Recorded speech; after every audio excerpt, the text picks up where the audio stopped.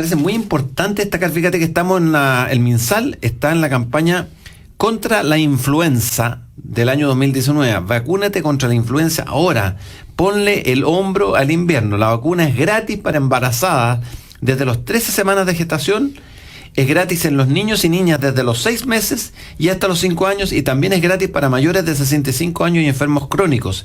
Infórmate más en Salud Responde y minsal.cl. Una gran campaña del Ministerio de Salud.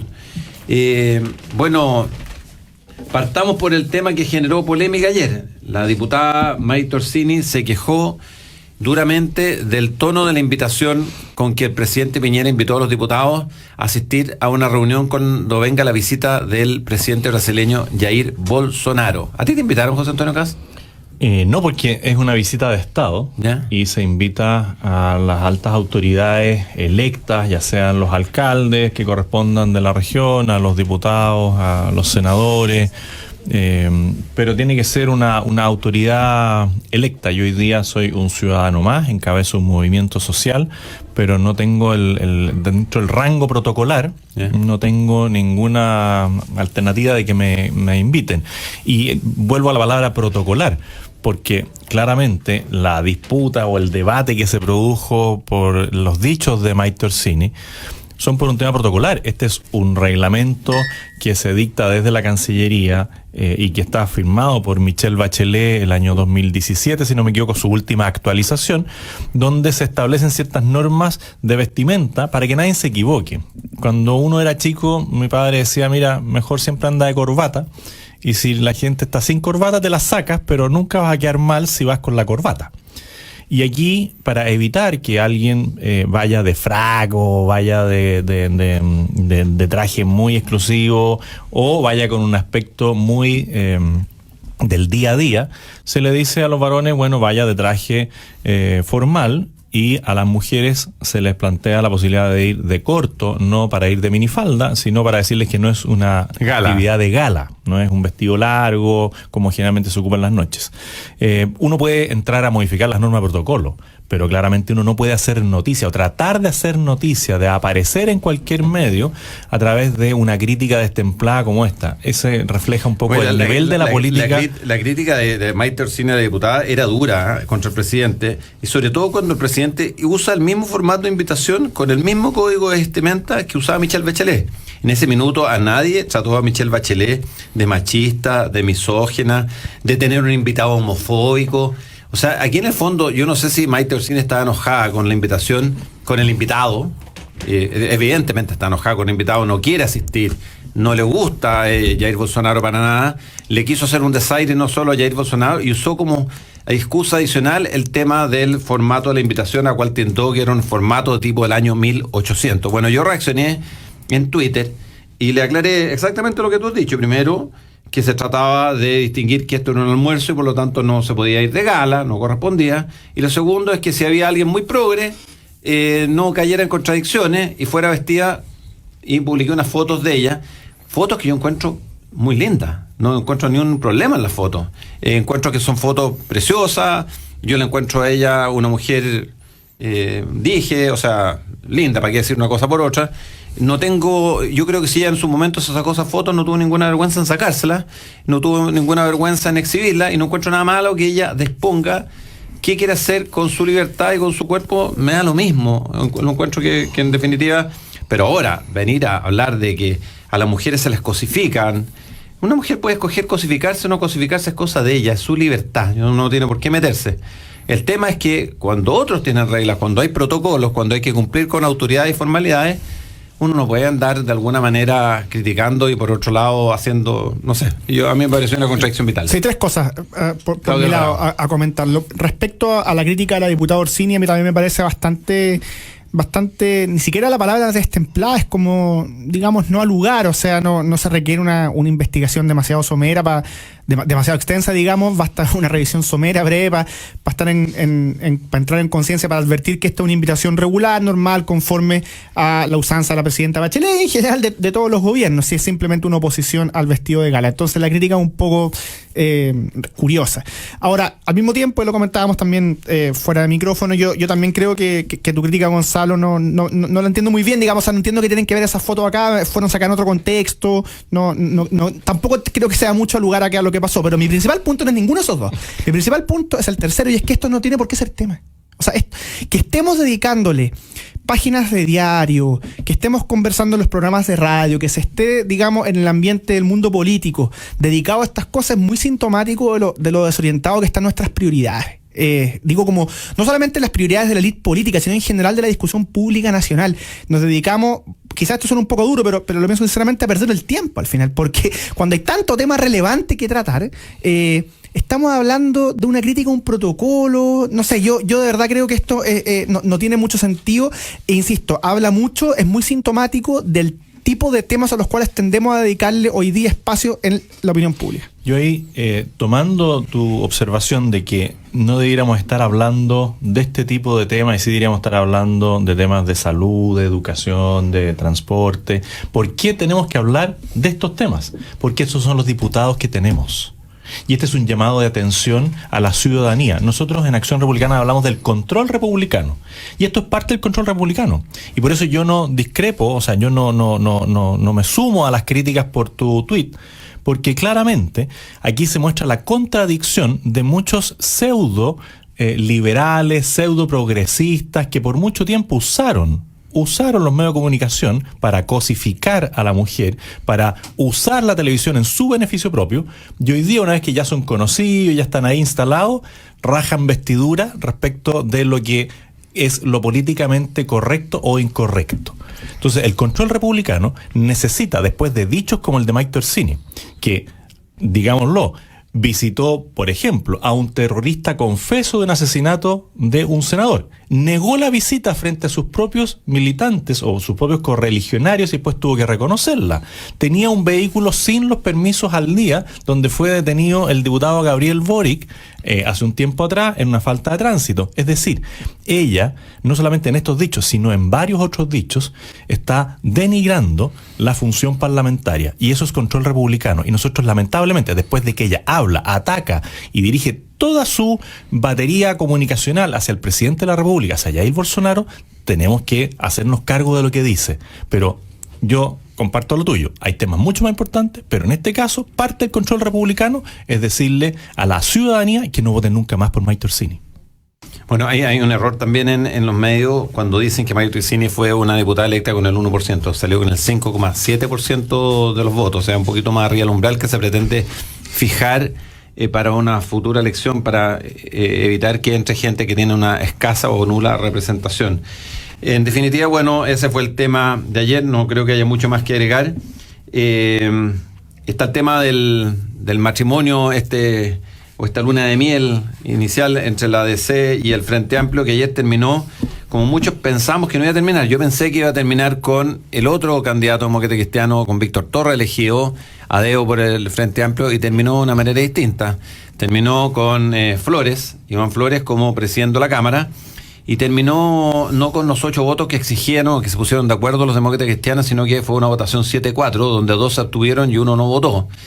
Y Gabriel Silver logró algo que yo creo que se va a fumar con el tiempo, que es que no quedara impuesto que Víctor Torres fuera el presidente del próximo año, sino que fuera él a elecciones, Gabriel Silver.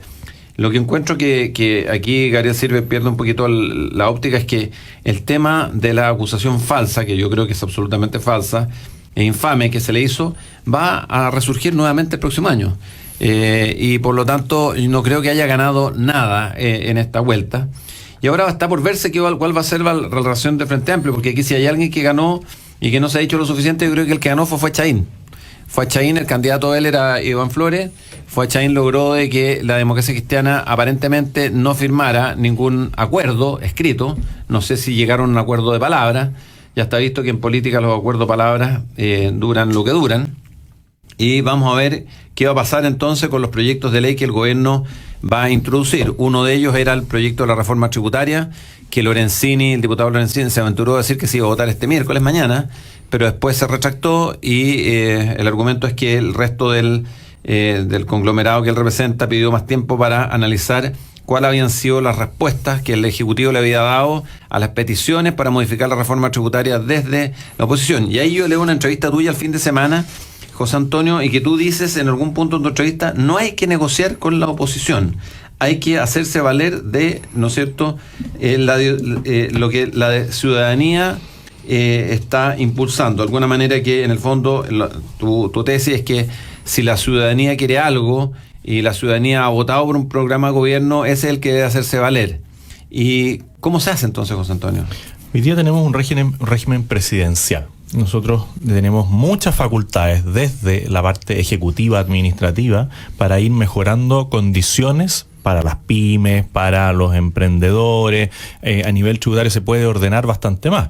Tenemos un director de impuestos internos que sigue siendo el mismo que viene de la época de Michelle Bachelet, cosa bastante inexplicable si es que yo como autoridad quiero ejercer cambios importantes en un área de la economía nacional.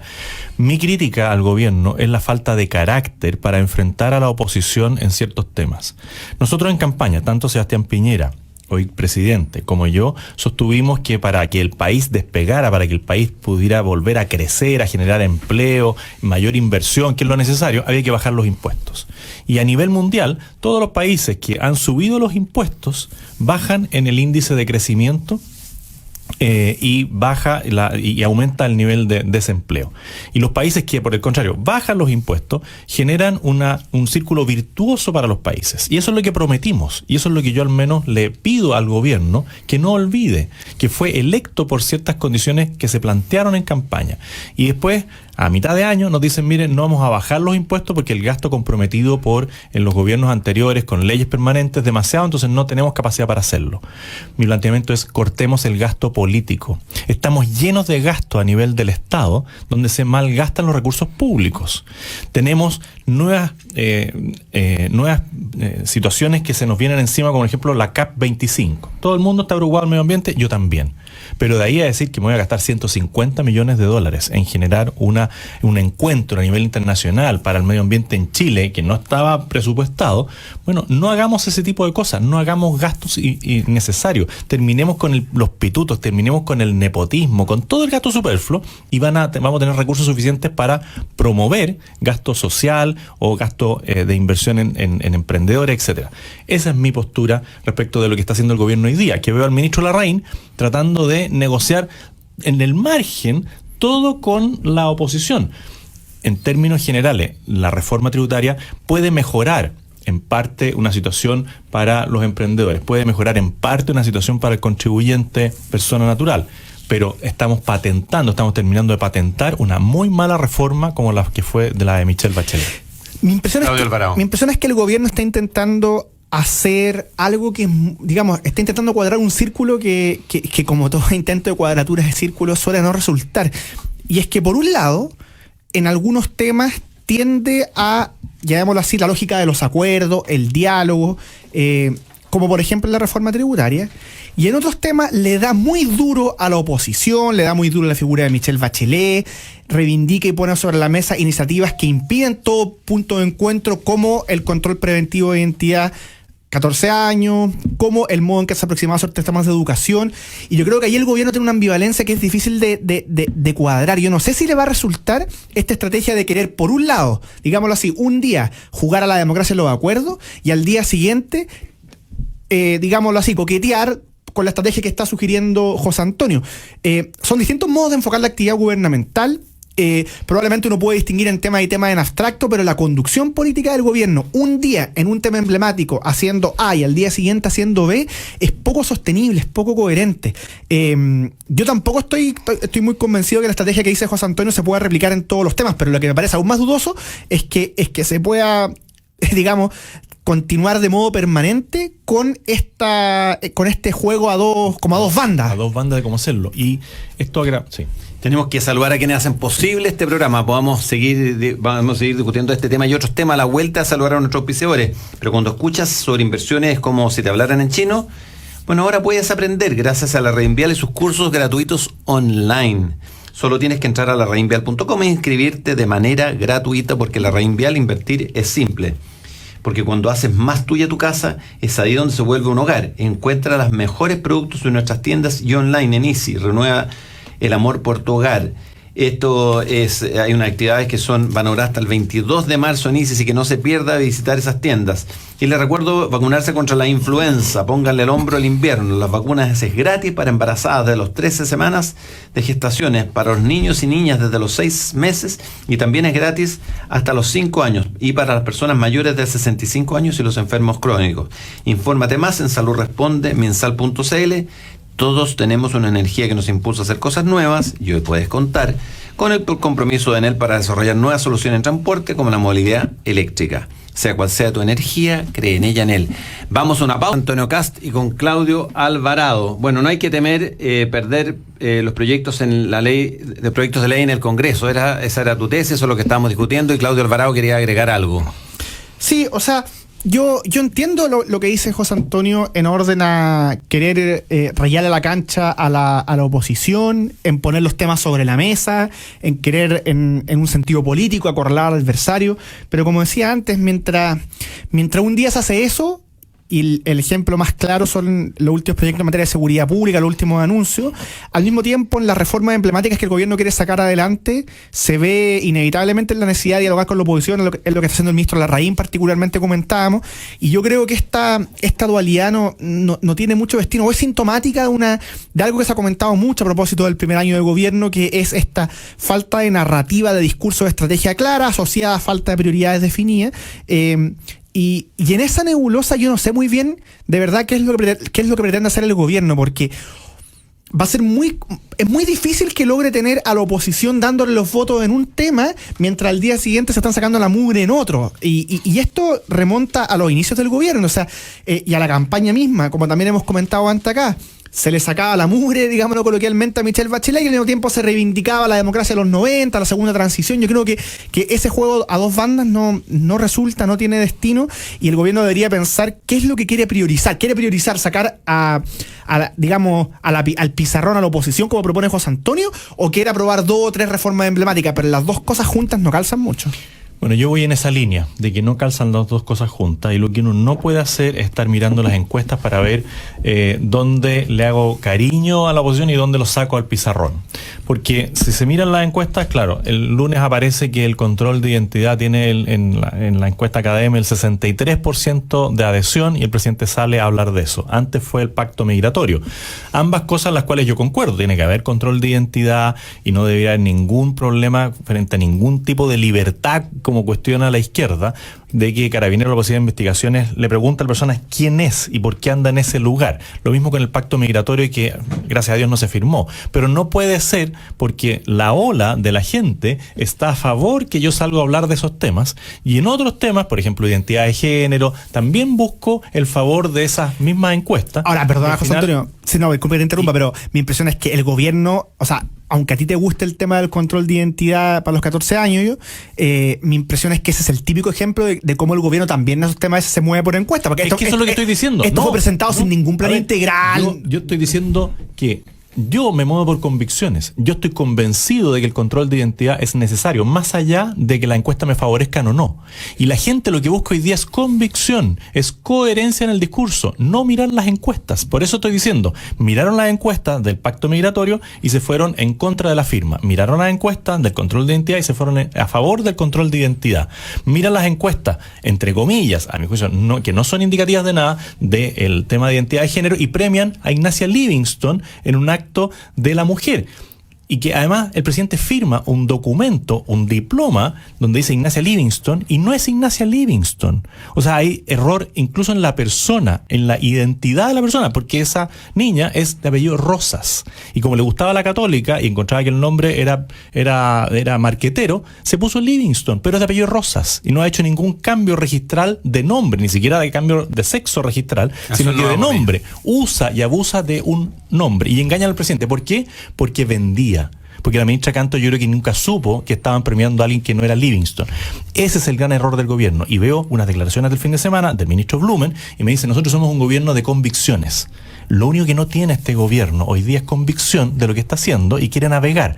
Y al final del día nosotros no tenemos que pensar solamente en lo que pasa en este gobierno, sino que tenemos que prepararnos para el próximo gobierno. Y si queremos tener un buen gobierno, sea quien lo encabece, necesitamos un parlamento distinto al que tenemos hoy día. Y la única manera de convencer a las personas de que hay que cambiar el parlamento es que mostremos quiénes son los parlamentarios. Por eso lo de Mike Torsini, por eso lo de Gabriel Boric, por eso le recomiendo a las personas que lean la entrevista el fin de semana del diputado Garín, porque es una cosa impresionante todo lo que dice ahí, de sus mismos colegas del Frente Amplio. La gente tiene que conocer quiénes están sentados hoy día en el Parlamento para tomar decisiones serias e informadas para la próxima vez. Y ahí el gobierno tiene un rol, y el rol no es cambiar, de acuerdo a lo que dicen las encuestas, para llevar a la discusión del debate público una semana una cosa y la otra semana la otra. En el mismo caso de Michelle Bachelet. Por un lado el gobierno la critica y por otro lado todos los días de la mujer la ensalza. ¿Quién entiende cuál es la línea del gobierno? Bueno, fíjate que esto lo vamos a empezar a ver a partir de esta semana, porque yo creo que si hay algo que le prometió la democracia cristiana al Frente Amplio para llegar a este acuerdo administrativo que al final no fue con mínimos comunes, es que va a negarse a la ley de admisión justa, va a negarse a la de aula segura, va a negarse al tema de la identidad, o sea, de los, ¿cómo se llama? Control preventivo de identidad a menores de 14 años. Y todo esto con argumentos que son bien discutibles, porque fíjate que un menor de edad es imputable penalmente a los 14 años. No, nosotros lo que queremos es que sea imputable a los 14 años. Hoy día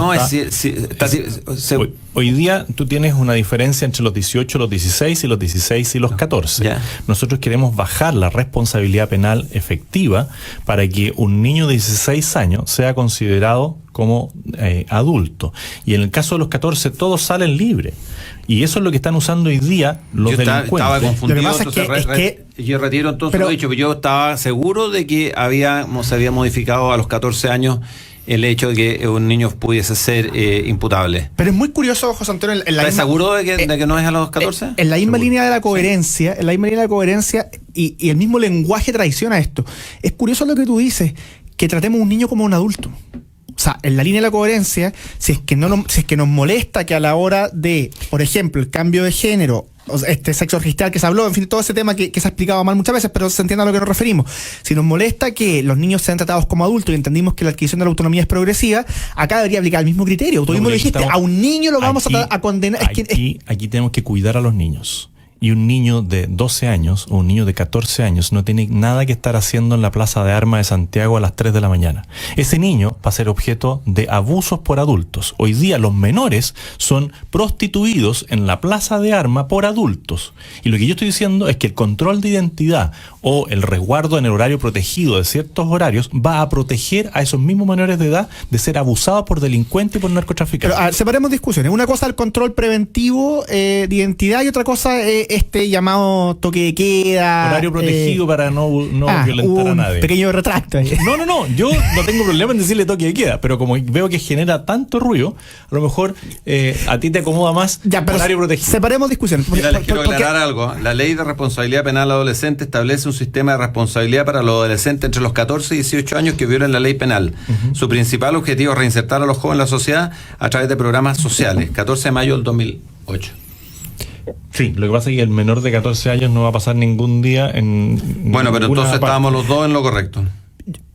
Yo lo que voy es que desde los 14 años tiene que haber una responsabilidad, de los 16 años tiene que haber una responsabilidad penal efectiva, y desde los 14 años claramente tiene que haber una sanción o una internación de ese joven en métodos de internación distinta, que es la discusión que hay en el Sename hoy día, que hay niños infractores de ley que tienen que tener un sistema de protección y niños vulnerados en sus derechos que tienen que tener otro sistema. Ya, yo quiero aclarar, porque fíjate que yo quedé como ignorante y quiero aclarar que ¿qué establece la ley de responsabilidad penal adolescente? La ley de responsabilidad penal adolescente establece un sistema de responsabilidad para los adolescentes entre 14 y 18 años que violen la ley penal. Su principal objetivo es reinsertar a los jóvenes en la sociedad a través de programas especiales.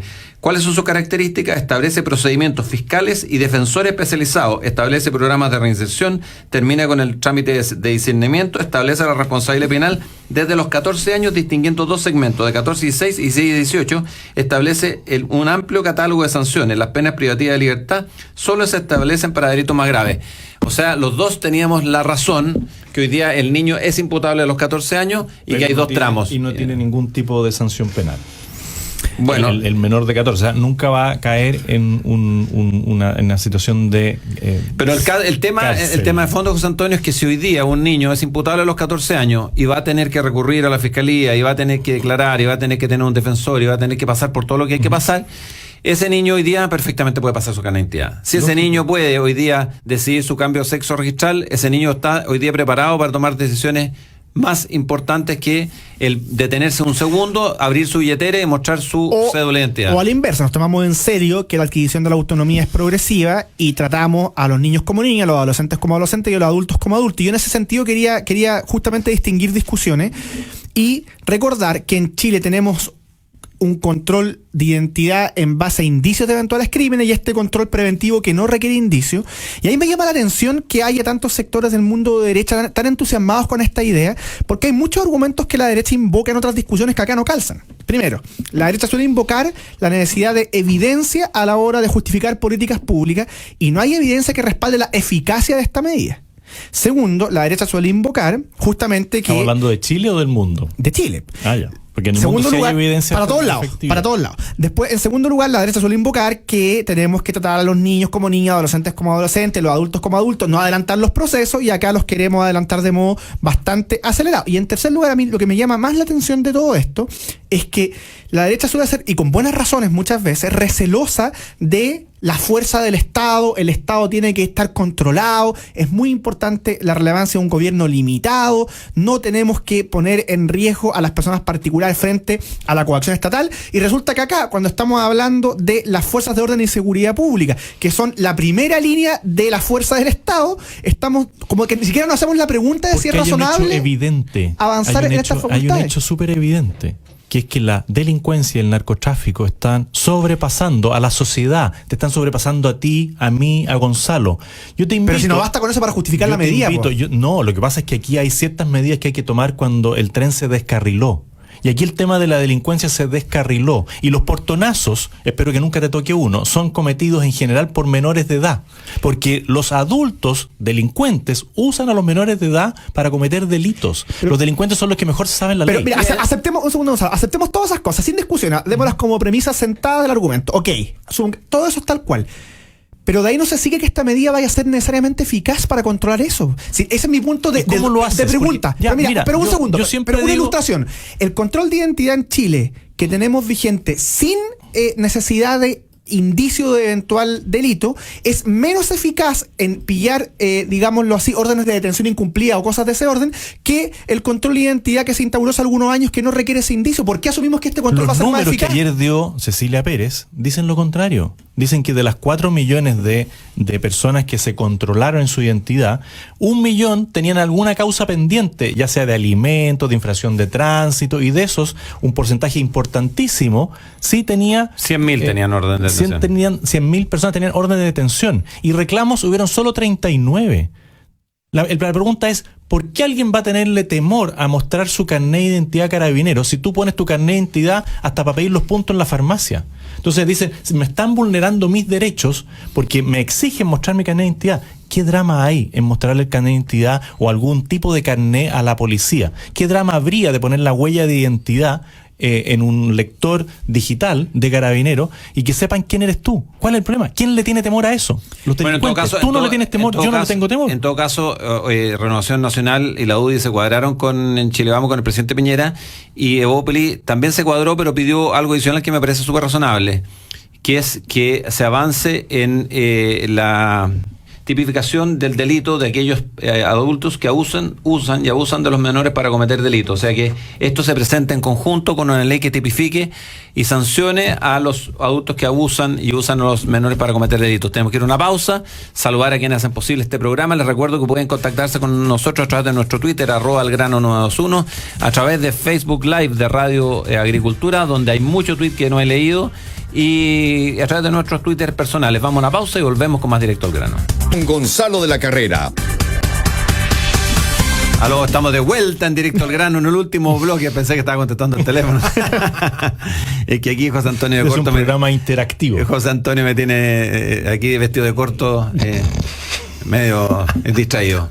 Y bueno, estamos con Claudio Alvarado también conversando. Claudio Alvarado tenía ganas de tocar un poquito más el tema de la ADC. ¿Por qué, Claudio Alvarado, te interesa tocar ese tema de la ADC? Mira, por dos cosas. En primer lugar, el hecho de que la división sea entre el diputado Flores y el diputado Torres, la eventual división, digamos, la disyuntiva de quién iba a ser el candidato a presidente de la Cámara, es muy sintomática de la división más profunda que vive la democracia cristiana. O sea, simplemente por las declaraciones que han dado frente a distintos temas polémicos y por la aproximación que tienen desde Venezuela hasta cuestiones morales o ético-públicas.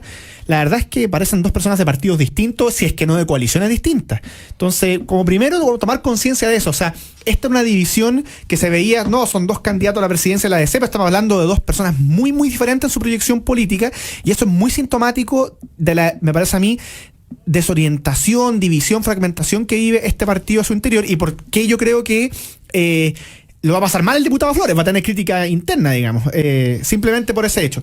Esa es una cosa. Y en segundo lugar, la otra razón por la que me parece interesante hablar un poco de esto es porque el mismo diputado Flores, el hecho de ganar la presidencia de la Cámara, también le va a quizás poner un problema, precisamente porque es alguien que es crítico del Frente Amplio, es crítico de la nueva izquierda, fue crítico de algunas cosas de Michelle Bachelet, se desmarcó votaciones emblemáticas, y por tanto yo obviamente prefiero que sea él el presidente de la Cámara por estos temas que estamos hablando, digamos, simpatizo más con sus opiniones, pero no la tiene para nada fácil de cara a conducir no solamente a la Cámara, sino que, digamos, desde la ADC, que está tan fragmentada en estas cuestiones.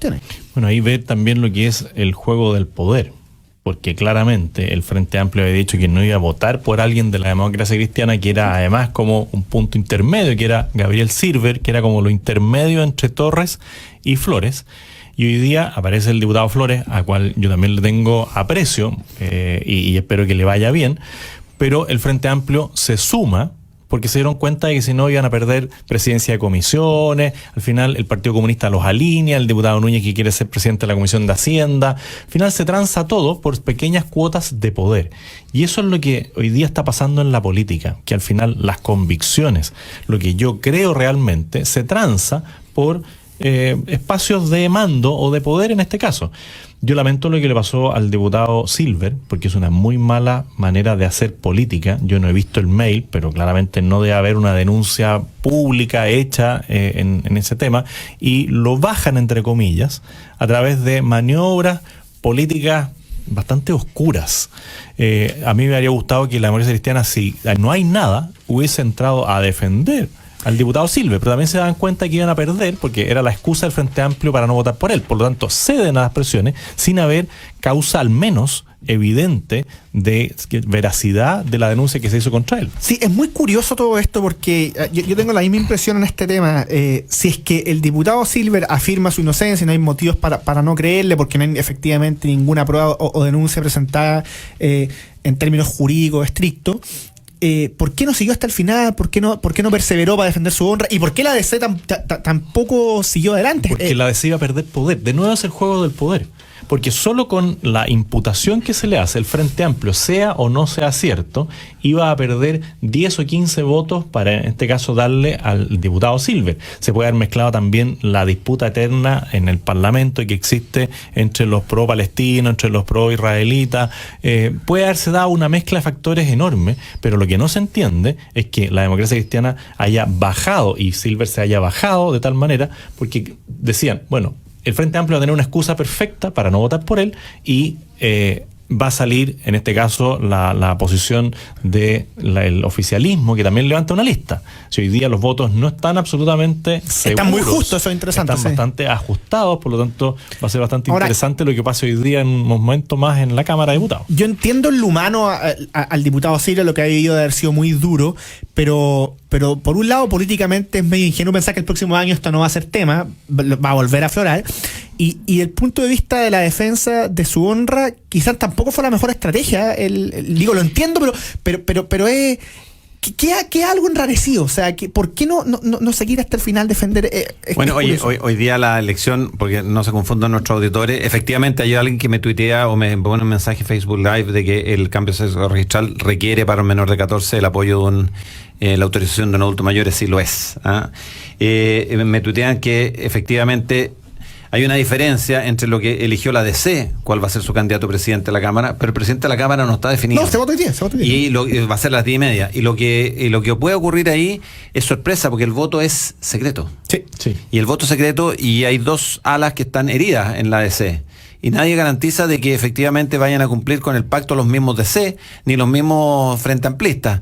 Puede pasar cualquier cosa. Es bien difícil que gane Jaime Belolio, si que definitivamente se postuló. Creo que era el candidato por el porque la elección requiere un quórum. Berger y Undurraga. Un quórum, y si no se logra ese quórum, que son creo que el voto de 78 parlamentarios, se va por mayoría simple. O sea, independientemente de quién sea, lo único que puede pasar son sorpresas desagradables y que podamos comprobar que aun cuando obtengan la presidencia de la Cámara, vamos a ver si la dispersión o si, qué sé yo, los desencuentros o el no cumplimiento a la palabra empeñada es mayor o menor a los 78 votos. O sea, si se gana por minoría o por mayoría simple, quiere decir de que hubieron muchos descolgados, y eso le abre al gobierno un espacio de negociación con toda aquella gente que no se sintió interpretada con nombrar al que se nombró como presidente de la Cámara de Diputados. Ahora, eso sí que sería ya la guinda a la torta de esta historia Está por verse. Claro, y de cosas presidente de la Cámara de Diputados. Sí. No creo que vaya a ocurrir, pero lo que sí sería digamos, realmente un pastelazo, fuera que no ganaran en la primera elección y tuvieran que ir y ganaran por mayoría simple. Bueno, y en el Senado las aguas tampoco van a estar tan tranquilas durante el año, porque si bien salió electo y está instalado de presidente del Senado, Quintana, cada vez yo lo que puedo percibir, al menos en las redes sociales, hay un movimiento más contrario a la figura del senador Quintana por el episodio que vivió en el atropello y muerte de un carabinero en el sur.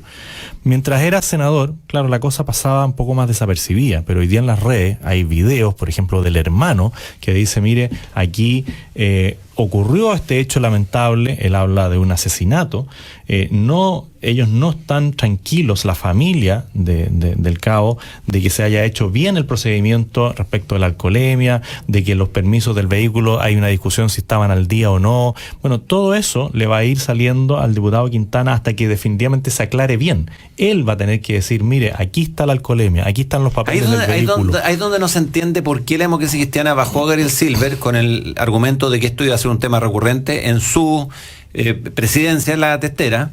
Pero la muerte de este carabinero, para no calificarlo como asesinato, homicidio o lo que fuera, la muerte de este carabinero es algo bastante más grave, y por lo tanto para nadie fue en la nueva mayoría un impedimento para que Quintana asumiera. O sea, el argumento también de la democracia cristiana, el no defender a Gabriel Silver, se cae por su propio peso, porque estamos hablando de dos situaciones que ni siquiera son comparables. No son comparables. Aquí, además, está toda la discusión, porque se dice que él iba manejando. Él dice, mire, yo no había tomado nada, pero no se baja del vehículo durante 20 minutos. Yo creo que este es un tema que va, quiera o no quiera el senador Quintana, va a seguir sobre la mesa hasta que él mismo no dé una explicación completa, total, de los hechos que ocurrieron en esa fatídica noche. Y ahí, Claudio, déjame interrumpir tu modo. Y ahí uno vuelve entonces a otras cosas. Por ejemplo, el gobierno ha tenido muchas dificultades con el nombramiento de Luis Castillo, que la democracia cristiana lo ha querido bajar. Fíjate que la democracia cristiana está dispuesta a bajar a Luis Castillo por algo que ni siquiera ha sido sancionado, ni ha sido penalizado, ni ha sido, ¿no es cierto?, ¿cómo se llama?, imputado. Y sin embargo, a Gabriel Silver lo bajan con una acusación anónima. Por eso no está claro. A Quintana, que tiene bastante que explicar, está instalado sin ningún problema. Ese es el doble estándar que tiene aburrido, cabreado a la gente. Eso mismo voy a decir yo, simplemente para cerrar, que que todo esto sería muy miope si es que los adversarios de Quintana o los adversarios del oficialismo por algún tema similar se alegran, porque la verdad es que todo esto lo único que hace es seguir horadando la credibilidad de la dirigencia política. Yo estoy de acuerdo. Si el punto es las contradicciones vitales que existen o el doble estándar que existen. Y yo quiero cerrar con un mensaje que no puedo dejar pasar por lo que dijo el senador Arboe. Él dijo que este control de identidad y todas estas medidas eran para subvencionar el mal trabajo y el mal desempeño carabinero. Me parece impresentable que alguien que fue subsecretario del Interior y que estuvo a cargo del tema carabineros hoy día hable de esa manera de una institución que lo ha pasado mal, donde hay funcionarios que pueden haber cometido faltas o delitos, pero no corresponde que un senador que se identifica con el tema de la seguridad ciudadana hable de esa manera de Carabineros de Chile. Ahora, el gobierno mismo, teniendo sensibilidad por estos temas, también podría haber pensado en si era el mejor momento para poner un tema sobre la mesa que inevitablemente iba a conectar la polémica con Carabineros. O sea, también hay un tema. Yo defiendo a Carabineros aquí en la quebrada de la G. Lo sabemos, no tenemos dudas. Ha llegado, quedan pocos minutos, y ha llegado un momento muy triste para este programa. Para los que están pidiendo mi renuncia a través de Twitter, no es ese el momento triste. Porque hay unos tuiteros que yo no me acuerdo, han pasado muy rápido, que han puesto a qué hora renuncia o a qué hora despiden a Gonzalo La Carrera. No va a ser así, por lo menos por ahora.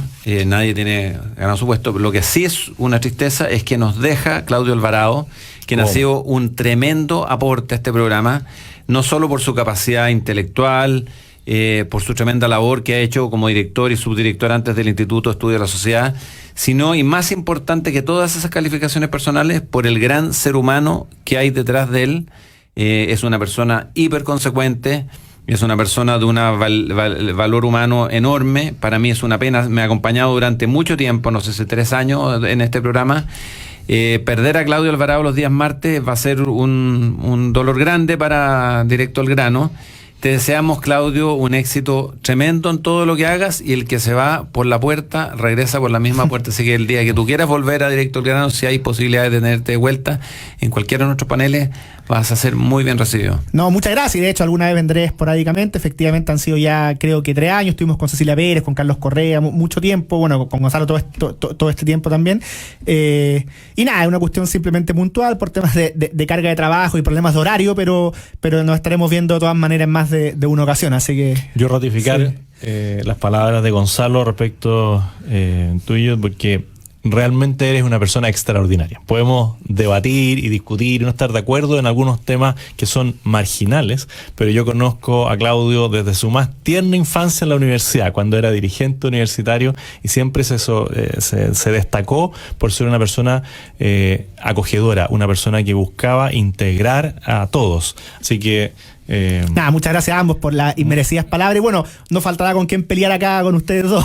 Pero alguien se podrá sentar. Yo nunca me he sentido peleando contigo, solo planteando puntos de vista un poco distintos. Sí, muchas gracias a ambos. Y bueno, nos estaremos viendo. Y agradecer a nuestros auditores que nos acompañaron hoy día. José Antonio Cas, desearle un muy buen día martes de pololeo. Estamos atentos a que van a ocurrir con la noticia, y dejarlos con Radio Agricultura, porque ya viene Hora 10 con Nicole Rodríguez y Max Colodro. Que tengan un muy buen día. Muchas gracias, chao. En Agricultura fue Directo al Grano con Gonzalo de la Carrera, panelistas e invitados. Una presentación de Renueva tu hogar al mejor precio solo en easy.cl. Vacunación contra la influenza. Enel y La Raín Vial. Invertir es simple.